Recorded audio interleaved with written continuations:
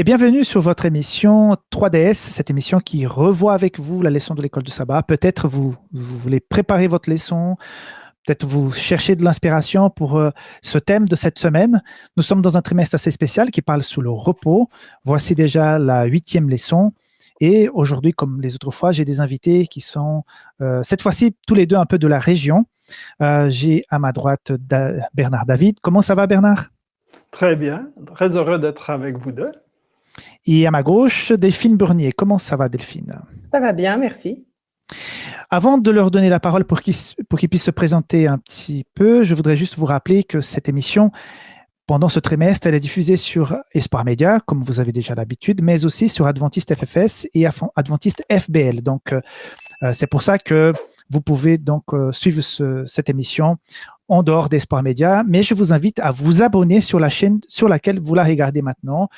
Si vous mettez un like, ça permettra que d'autres personnes puissent avoir la proposition via YouTube de ce contenu, ou bien vous pouvez aussi envoyer le lien pour que les gens puissent aussi s'enrichir de cet échange. Donc, comme j'ai promis tout à l'heure, je voudrais que vous puissiez, mes amis, tous les deux, vous introduire un petit peu pour que les gens qui sont surtout dans ces régions qui ne vous connaissent pas, qui puissent savoir un peu à qui ils ont affaire aujourd'hui. Donc, Bernard, quelques mots sur toi.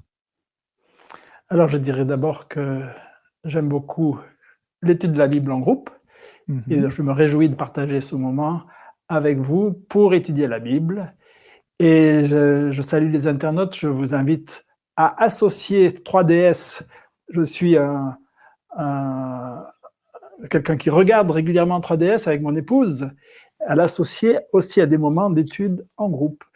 Et un autre élément lié au thème d'aujourd'hui, c'est je suis médecin, j'ai travaillé pendant longtemps en associant deux spécialités, la médecine interne générale et la psychiatrie et psychothérapie. J'aimais bien cette combinaison. Bon, depuis une année, je me suis centré uniquement sur la psychiatrie et la psychothérapie. Et enfin, je dirais que je suis marié et que j'ai 3 enfants et 2 petits-enfants. Ah bah, très bien. Tu as déjà des petits-enfants? Tu as l'air jeune pour avoir des petits-enfants. Delphine, tu viens de pas très loin de chez moi. Peux-tu te présenter? Bien sûr. Alors, je suis Delphine Burnier. J'habite Neuchâtel et la région de Neuchâtel depuis des années, même si j'ai été absente et à l'étranger pendant presque 12 ans. De retour depuis 4 ans. Je suis sage-femme depuis 20 ans maintenant et puis sage-femme indépendante depuis que je suis revenue en Suisse. Je suis maman de 2 filles de 4 ans et demi et de 11 ans. Très bien. Et on n'avait pas besoin de savoir un peu les coulisses, mais on aurait dû enregistrer cet épisode avant. Mais justement, au moment où on devait enregistrer, Delphine aidait quelqu'un à accoucher. Donc voilà, c'est un peu. Exactement. Elle était du métier. Donc, merci de votre présence. Oui, Bernard? Et donc, le bébé se porte bien? Le bébé se porte très bien. Un petit garçon. Ok. Voilà, 3DS commence maintenant.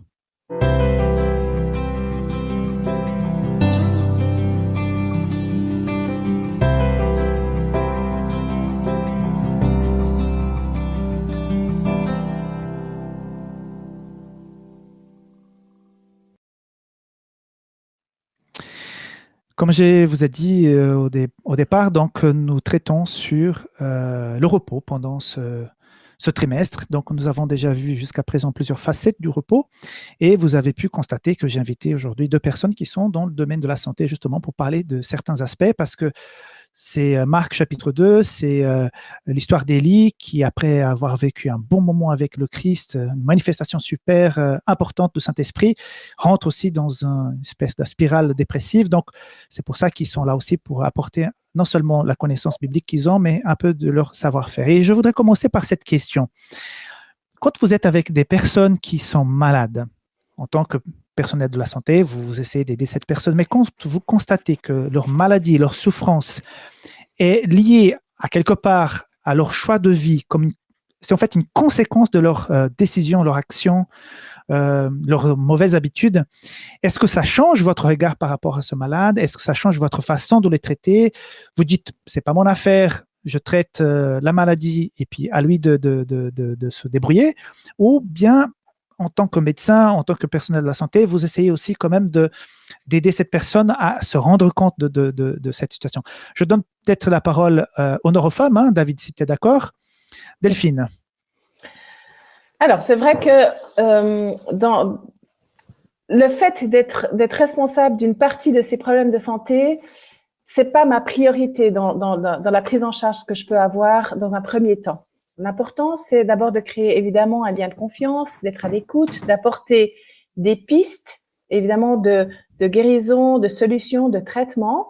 Mais c'est essentiel de venir à un moment donné sur ce qui a pu causer en fait la maladie, bien sûr.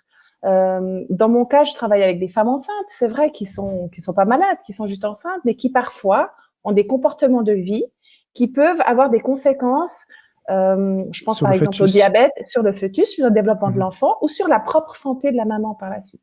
Donc évidemment que je vais d'abord essayer d'amener une piste pour changer cette façon de faire. Il va falloir à un moment donné aborder le problème. On ne peut pas juste regarder ailleurs. Oui. Ça fait partie de la prise en charge. Et toi, David? Bernard, pardon. Alors, je dirais que déjà, simplement dire quelqu'un est responsable d'une maladie, ça pose toutes sortes de questions.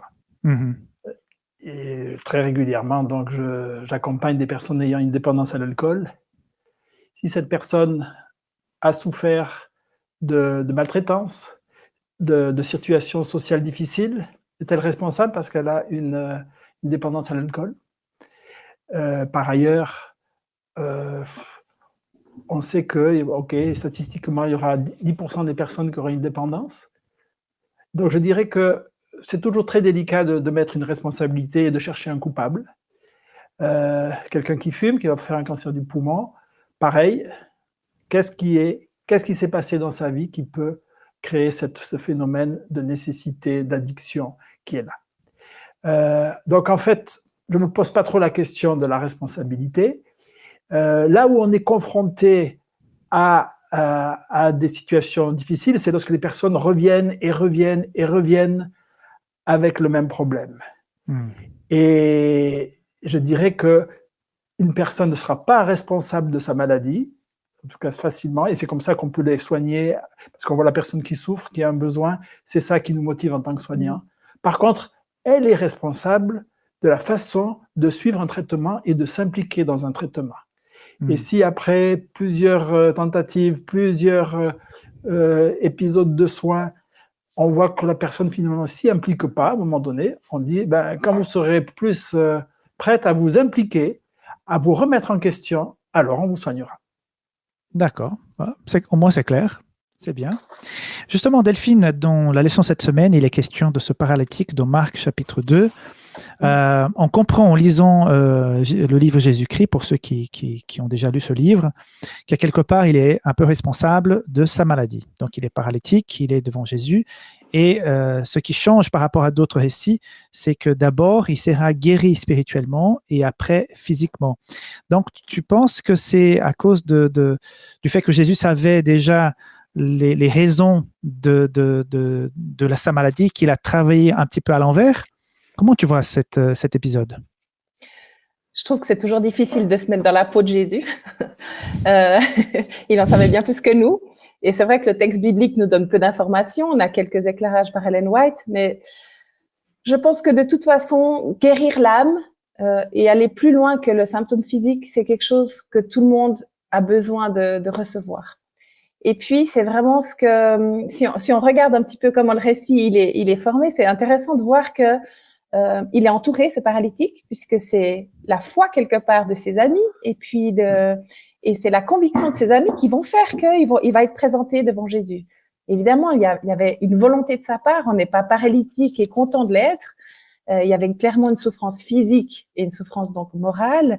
Et puis, donc c'est vraiment cette connexion entre les deux qui va faire que Jésus choisit dans cette occasion-là de pas faire ce qui est évident. Et c'est ça qui m'interpelle, en fait, moi, dans cet épisode-là.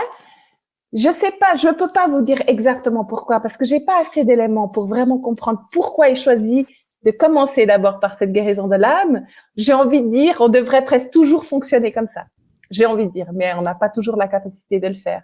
Mais c'est vrai que là, il y a énormément de spectateurs, il y a une démarche où tout le monde pense que c'est évident qu'il va soigner le symptôme. Et Jésus choisit de faire différemment.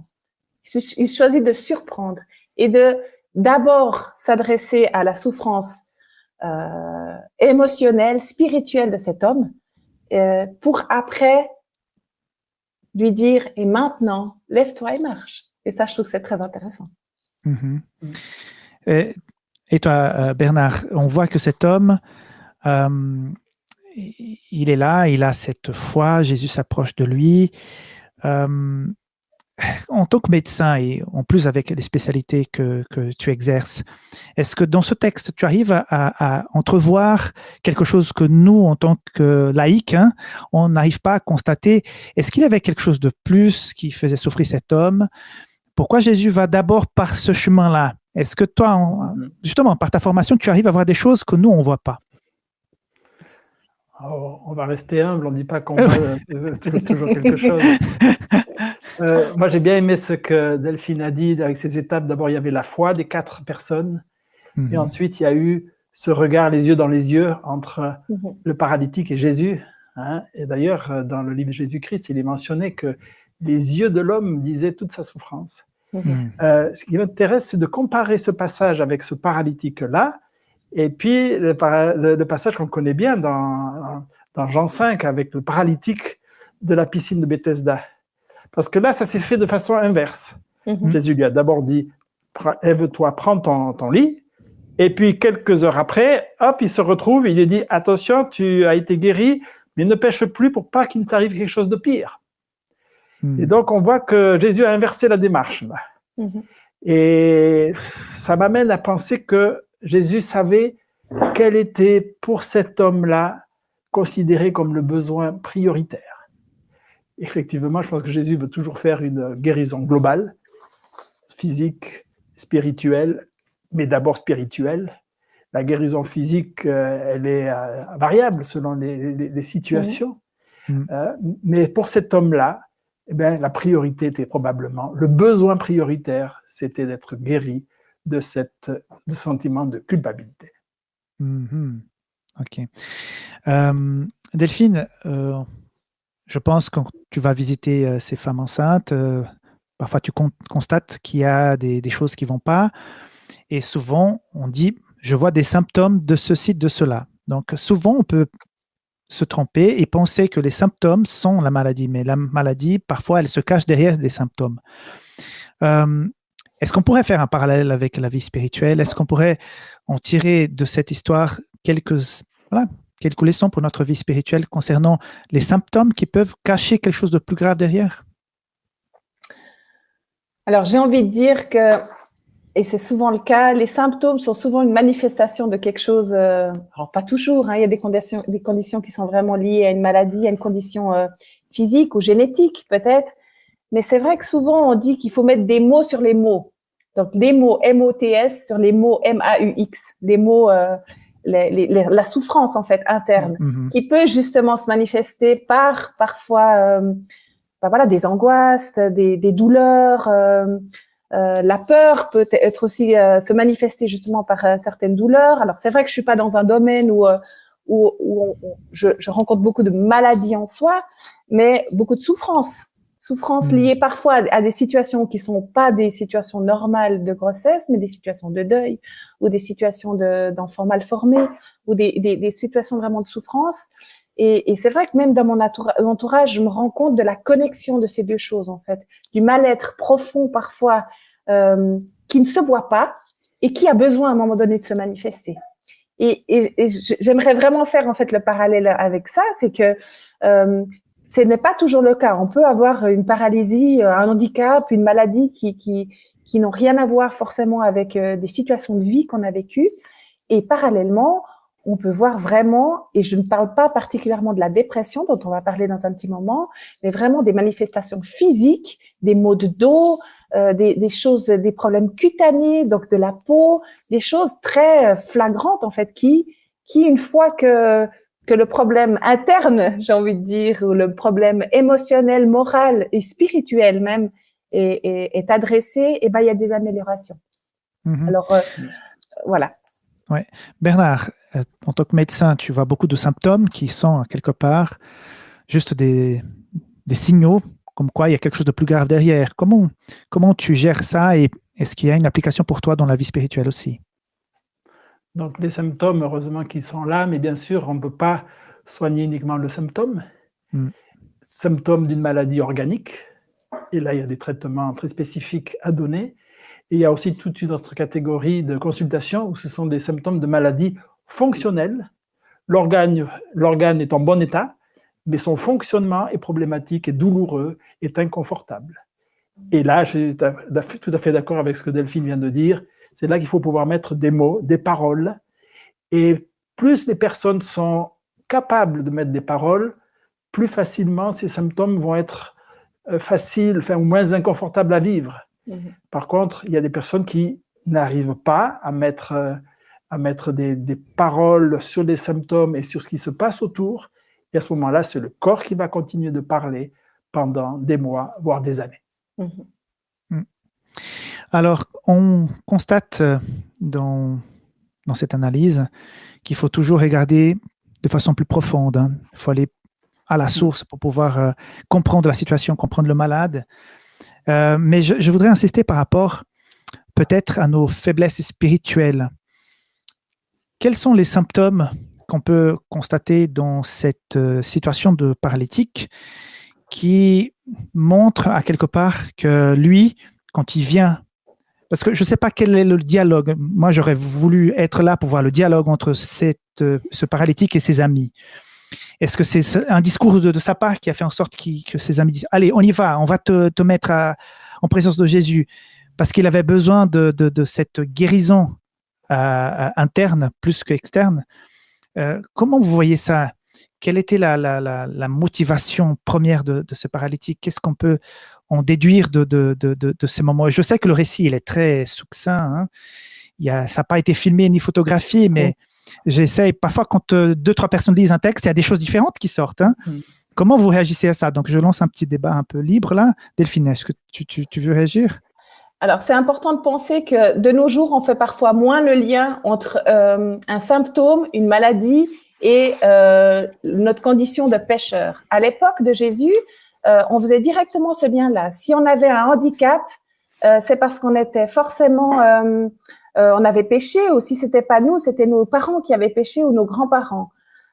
Donc, il y avait une espèce de hiérarchie ou de coupure entre ceux qui n'avaient pas de maladie et donc qui étaient non pécheurs, qui étaient sains, entre guillemets, et ceux qui étaient malades et qui avaient des symptômes et donc, la réaction de Jésus, quelque part, elle va être aussi liée à ça. Elle va nous mettre tous sur le même plan.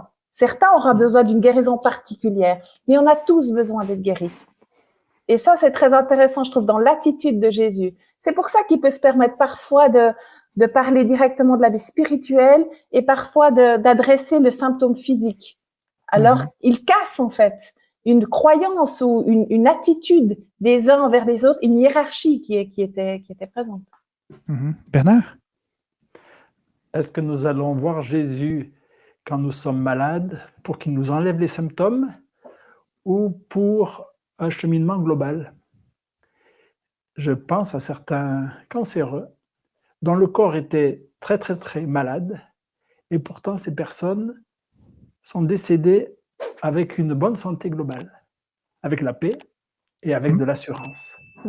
D'accord. Et voilà, donc cette rencontre avec Jésus est pour nous permettre de progresser, pas uniquement au niveau de notre corps. Ah, très bien, très bien.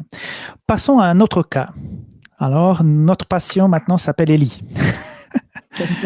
Donc, Élie vit quelque chose de super sur le mont Carmel.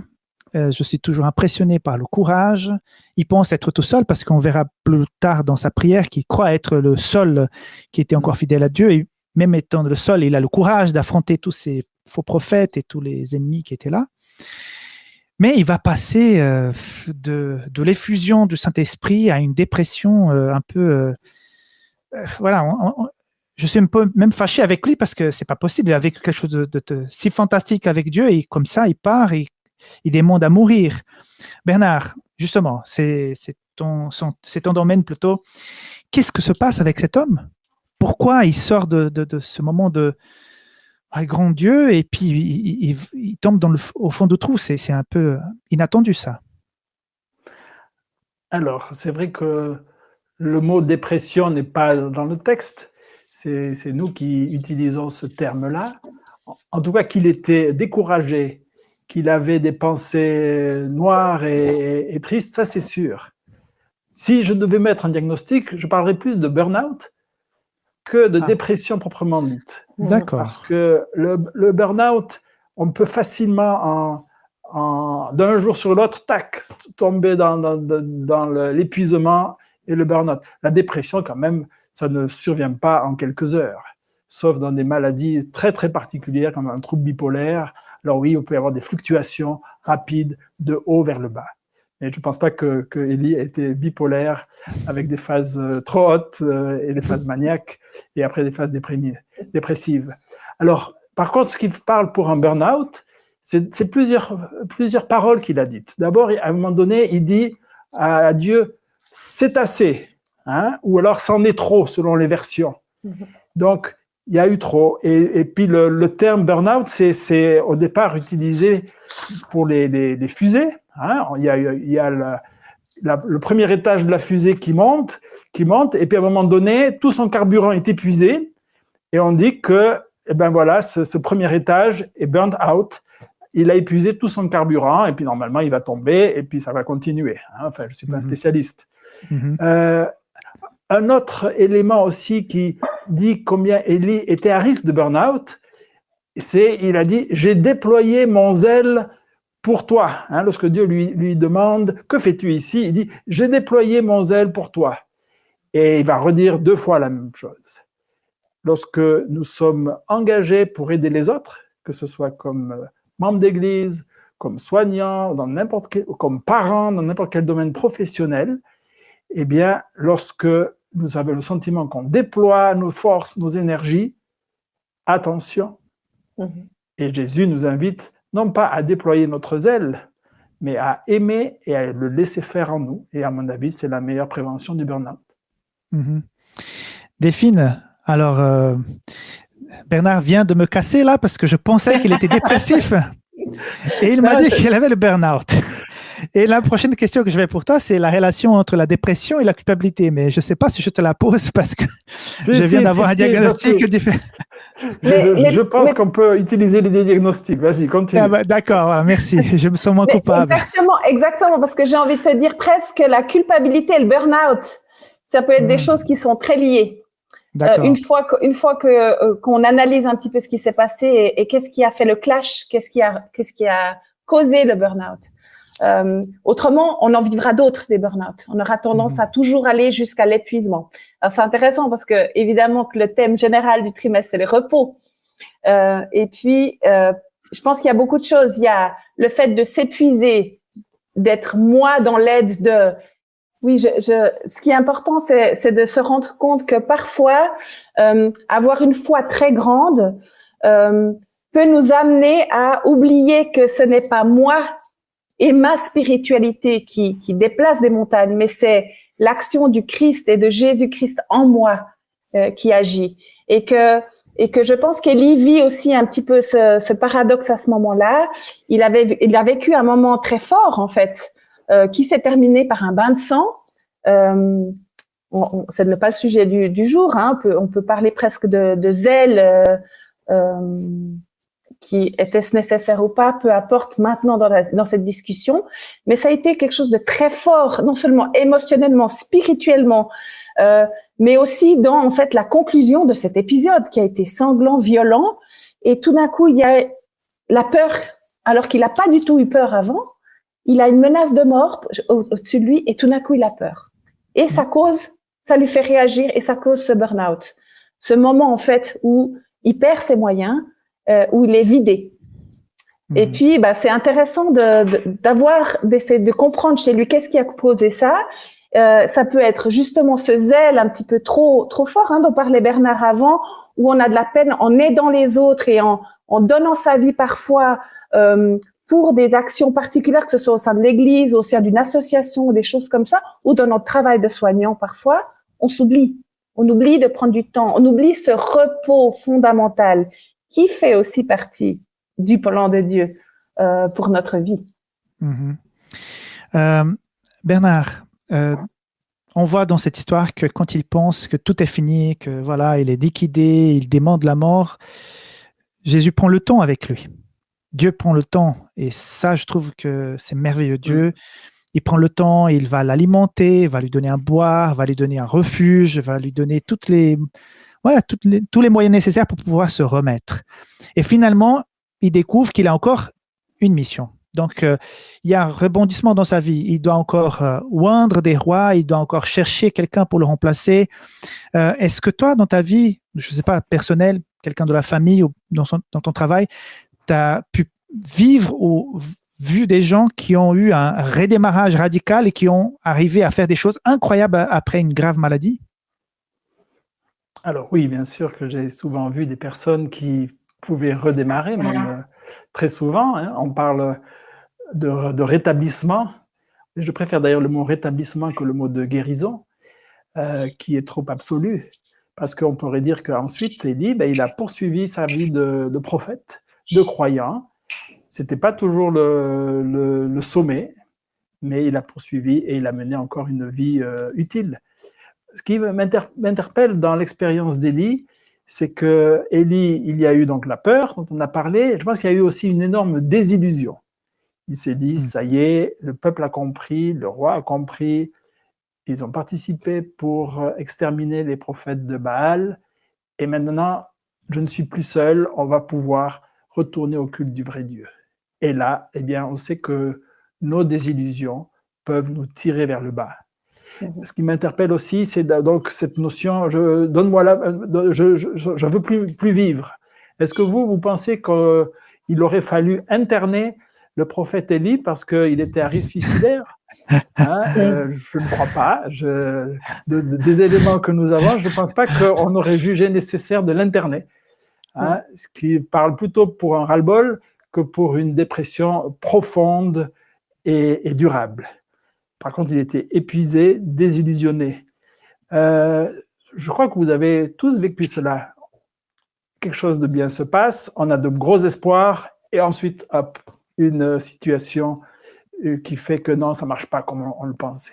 Et pourtant, on doit pouvoir continuer avec confiance. Où est la place de la encore un élément que j'aurais voulu ajouter dans la façon de faire de Dieu. Dieu ne fait pas une grande psychothérapie avec de grands dialogues, etc. Non, on pourrait dire qu'il a une approche comportementale. Comme tu as dit, il lui donne à manger, à boire. Ensuite, il lui dit, OK, il pose des questions, que fais-tu ici? Mais surtout ensuite, il fait passer le vent, il fait passer le tremblement de terre. Le feu. Et ensuite, il lui dit, allez, maintenant, tu vas faire cela. Et je dirais, c'est cette approche comportementale qui, des fois, est nécessaire pour certaines personnes. Des fois, il faut aller beaucoup plus loin, il faut aller creuser pour comprendre. Mais là, c'était cette approche comportementale. Un peu comme dans la clinique où je travaille, eh bien, lorsque le patient vient le matin pour voir les infirmières, faire le point, prend le petit déjeuner et retourne se coucher. Et puis l'infirmière va aller dans sa chambre et dire, non, madame, monsieur, s'il vous plaît, levez-vous, allez faire telle ou telle activité, allez faire une marche, allez à tel groupe.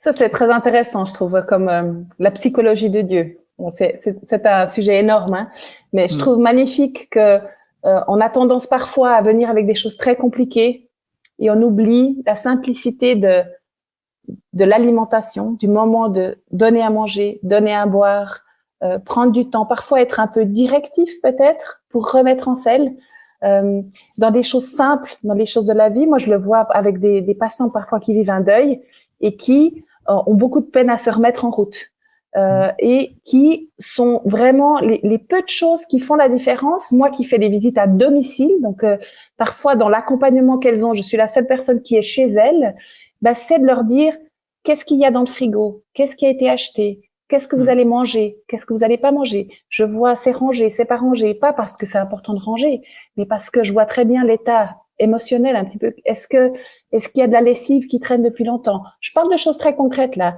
mais c'est souvent significatif de comment est-ce que le quotidien, comment reprendre pied dans le quotidien pour peut-être, une fois que le quotidien est suffisamment stable, approfondir. Mhm. Alors, je voudrais savoir, selon vous, où est la place de la foi dans cette expérience d'Élie? Parce que souvent, les gens qui sont soit victimes d'une dépression, d'un burn-out, il y a souvent un regard externe, mais un regard aussi de la propre personne. Elle se dit, est-ce que j'ai assez de foi? Si j'avais la foi, je ne serais pas là. Les autres peuvent aussi avoir ce regard de jugement en disant, mais où est la foi de cette personne? Pourquoi elle ne s'en sort pas? Pourquoi ça fait 7-8 mois qu'elle est chez elle, elle ne sort pas? Où est la foi chez Ellie? Où est la foi chez les gens aujourd'hui qui sont des croyants, mais qui sont aussi victimes de ces maladies? Bernard. C'est plus facile de répondre, je dirais, chez Ellie, parce qu'on connaît mieux le contexte. Des fois, chez les personnes, c'est très délicat de parler de foi, de l'impact de la foi. Chez Ellie, on peut dire que dans la désillusion qu'il a eue, c'est vrai que c'était pas facile de se dire, même si le peuple ne se rallie pas aussi vite que je le pensais, Dieu a son plan. Et lorsqu'on ne voit pas et continuer de croire, c'est pas évident. La peur aussi, la peur peut être un synonyme de doute, hein, mais je ne veux pas jeter la pierre à Élie parce que il était dans une situation de grande vulnérabilité émotionnelle et physique, et donc on ne va pas lui jeter la pierre. Pour les personnes, je considère que chaque épisode dépressif ou de burn-out est toujours multifactoriel. Il y a des événements de vie, des événements chroniques, d'autres aigus qui peuvent survenir, des déceptions, et une des difficultés sur le plan physique, un épuisement. La foi peut contribuer, ou le manque de foi peut contribuer, mais on ne peut pas faire un raccourci. D'accord. Pour toi, Delphine, la place de la foi, très succinctement. Bien sûr. C'est difficile de savoir qu'est-ce qu'est la foi des autres, d'être juge de la foi des autres, en fonction de ce qui leur arrive, de ce qui leur arrive pas, de leur façon façon à faire face à un moment de burn-out, d'une dépression ou même une maladie. Je pense que c'est la foi, elle est vraiment liée à quelque chose de très intime et qui est souvent aussi lié au regard qu'on a sur Dieu, de qui est Dieu dans ma vie. Et c'est vrai que ces événements parfois qui nous shake, comme on dit en anglais, qui nous secouent un petit peu le cocotier, qui nous bouleverse, qui nous secouent vraiment dans nos croyances et dans ce qu'on avait imaginé. Et parfois, c'est des remises en question même jusque dans notre foi. Pas seulement dans nos croyances, mais vraiment dans notre relation avec Dieu. Hein. Si vraiment on voit cette foi comme cette relation avec Dieu, parfois on attend de Dieu faire quelque chose. Et on n'a pas forcément ce qu'on attendait. Alors on a deux choix à ce moment-là. Ou on essaie de comprendre. Est-ce que c'est vraiment quelque chose que je dois comprendre, quelque chose que je dois changer sur mon regard de Dieu? Ou alors on blâme Dieu. Et parfois on fait comme on peut. Ça veut dire qu'on n'aimerait pas blâmer Dieu, mais quand même, quelque part, on le blâme de ce qui se passe. Et on chemine. Et la foi, c'est un cheminement, tout le temps. Bien. Bernard, les églises, parfois elles sont maladroites quand il y a quelqu'un qui est affecté. Disons qu'il y avait un Élie dans une église qui est grand prédicateur, leader, fait plein de projets dans l'église et tout à coup, la personne est déprimée, elle est abasourdie. Comment les églises normalement devraient traiter? Parce que souvent, voilà, l'église est faite de personnes de toutes sortes, tous horizons, et parfois on peut faire des diagnostics justement trop rapides. Comment les églises devraient prendre en charge les personnes affectées soit par un burn-out, soit par une dépression, pour qu'elles puissent retrouver du repos dans leur église sans qu'il y ait un jugement ou quelque chose du genre? Alors c'est vrai que déjà mettre un terme médical, la notion de dépression, c'est toujours délicat au sein d'une église, parce que le mot dépression peut être un fourre-tout, où on va mettre quelqu'un qui est découragé, mais il peut y avoir quelqu'un qui a, par exemple, un trouble bipolaire, des épisodes de dépression et des épisodes d'exaltation, où là, effectivement, une intervention médicale et médicamenteuse est nécessaire, ce n'est pas tous les encouragements et toute la bienveillance ou même la psychothérapie qui va aider quelqu'un qui fait un trouble bipolaire et qui est déprimé. Il faut un traitement médicamenteux à ce moment-là. Et puis, il y a aussi des situations où on n'est plus du tout dans le registre dépressif, on est plutôt des personnes qui commencent à avoir des idées un peu délirantes, etc. Et là, on est dans un autre registre. Enfin, il y a aussi des personnalités, des personnes qui ont besoin de présence, d'encouragement, de soutien. On pourrait parler un peu de personnalités dépendantes, affectivement, émotionnellement. Alors, c'est vrai que le but, c'est pas de faire le diagnostic de tous nos frères et sœurs, et même moi, je m'abstiens de faire cela, hein, parce que c'est souvent le moment de repos, et puis on n'est pas là pour se juger les uns les autres. On va pas même te dire bonjour dans l'église parce qu'en te disant bonjour, tu vas faire un diagnostic, c'est ça? Ça y est, maintenant, je suis grillé. Hein, mais au moins de savoir que selon quand même la vraie nature du diagnostic, il y a des fois des attitudes très, très différentes. Néanmoins, pour la communauté, eh bien, l'exemple de Dieu avec Élie me paraît très, très important. Quel que soit le diagnostic, ce soutien inconditionnel, respectueux, encourageant, cette confiance que cette personne qui est là tout en bas va pouvoir rebondir, va pouvoir apporter sa contribution à l'Église, ça me paraît quelque chose de très important. Tout à fait. Toi, Delphine, tu veux compléter un peu cette notion de comment l'Église devrait accueillir ces gens qui sont dans ces épisodes un peu dépressifs? Je sais pas, une petite piste, on pourrait s'asseoir et manger avec eux, boire avec eux, et peut-être les aider dans des choses concrètes de leur vie de tous les jours, les aider avec une démarche administrative, quelque chose de très concret. Et puis, quand ils seront prêts à partager quelque chose de plus profond, peut-être, ou quelque chose de différent, ils le feront. Mais on oublie je pense qu'on oublie la force de s'asseoir et de manger avec.